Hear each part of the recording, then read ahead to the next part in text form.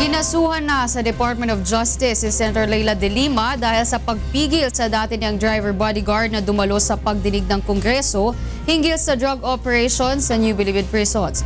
Mula sa Maynila, may report si Roderick Mendoza live. Magandang tanghali sa iyo, Roderick.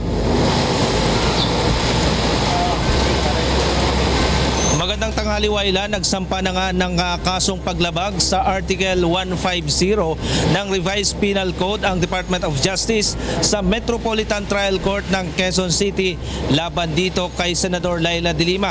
Kaugnay ito ng umano'y pagkumbinsi ni De Lima kay Ronnie Dayan na huwag dumalo sa pagdinig ng House Committee on Justice sa illegal drug trade sa New Bilibid Prison noong Oktubre.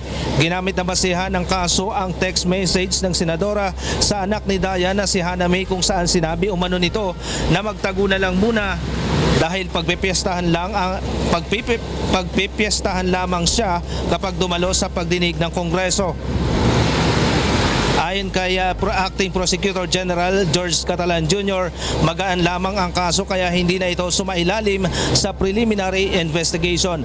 Pagkakakulong ng 1 hanggang 6 na buwan at multang mula 200 hanggang 1,000 piso ang parusa sakaling mapatunayan ang akusasyon laban kay De Lima. Samantala, itutuloy naman mamayang 2:00 ng hapon ang preliminary investigation sa drug trafficking cases ni Senador De Lima dito sa Department of Justice. Ngunit posibleng humingi lamang muli ng extension yung kanyang abogado at hindi ulit dumalo sa pagdinig mamaya itong si Senador Leila De Lima. Dahil ito doon sa makapal na reklamo, 4 itong mga reklamo na naisampa dito sa senadora, kaya hihingi sila ng dagdag pang panahon upang masagot lahat itong mga akusasyon laban kay De Lima. Waila? Maraming salamat sa iyo, Roderick Mendoza, live mula sa Maynila.